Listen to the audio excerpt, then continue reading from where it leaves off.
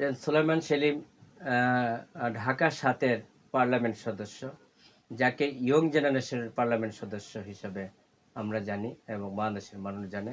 তার বাবাও এবং এই ঢাকা ৭-এর পার্লামেন্ট সদস্য ছিলেন এবং তার বাবা একজন বাক প্রতিবন্ধী, উনিও জেল হাজতে আছেন।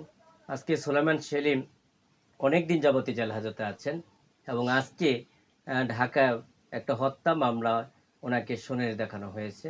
পরবর্তীতে আমার সাথে উনি কথা বলেছেন এবং পার্সোনালভাবে উনি বলেছেন যে আমি দীর্ঘদিন যাবৎ জেল হাজতে আছি এবং আমার ওয়াইফ অসুস্থ এবং আমি ওয়াইফের যে সময়ে স্বামীর খুব প্রয়োজন হয় ওয়াইফকে সুচিকিৎসা করার জন্য, সেই সময় আমি জেল হাজতে।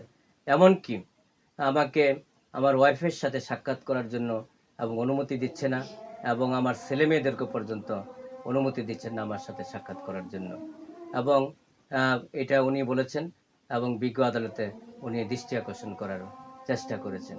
দেখেন, একজন লোক এত দীর্ঘদিন যাবৎ জেল হাজতে আছেন, ওনার ওয়াইফ মারাত্মক অসুস্থ, তারপরে এই সময়ে সবসময় স্বামীদের থাকতে হয় ওয়াইফদের কাছে যে তার সুচিকিৎসা করানোর জন্য। সেই সময় উনি জেল হাজতে আছেন এবং ওনার যে ছোট ছোট বাচ্চাগুলি আছে তাদেরকেও পর্যন্ত বাবার কাছে দেখানোর কোনো সুযোগ নেই বা সুযোগ করে দেওয়া হচ্ছে না। উনি সেই কথাগুলো বলেছেন এবং এবং আমাকে বলেছেন ওনার ওয়াইফকে যে উনি ভালো আছেন, সুস্থ আছেন, ওনার জন্য সৃষ্টিকর্তার কাছে দোয়া করার জন্য উনি বলেছেন, সেই বার্তাটি পৌঁছে দেওয়ার জন্য।